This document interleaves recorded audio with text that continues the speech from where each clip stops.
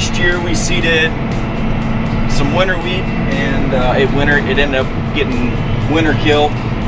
So we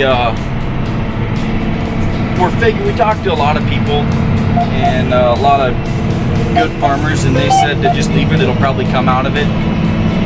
So we did, and it did for the main part. It did come out, but we had sawfly really bad and really bad grasshoppers, so it's kind of a weedy mess.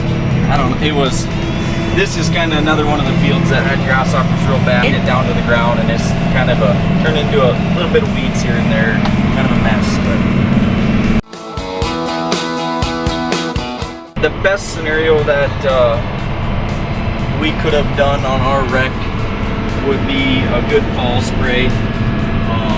Don't go cheap on the chemical, and I mean, that's about it in the fall. Is a good fall burn down to get some of them broadleaves killed, so you don't have such a bad wreck coming into the spring. But and we did not do that last year. That's kind of why it ended up being a wreck. But we'll just we poured the chemicals to it this year, and we'll get it back into shape in no time. We are planting a little bit of mustard, just starting on mustard.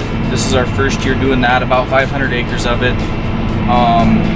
Quite a bit of lentils this year, a little bit of chickpeas, a little bit of yellow peas, and a couple thousand acres of spring wheat.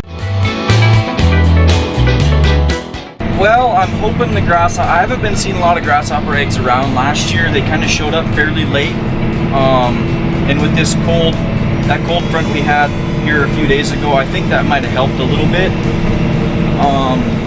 As far as drought,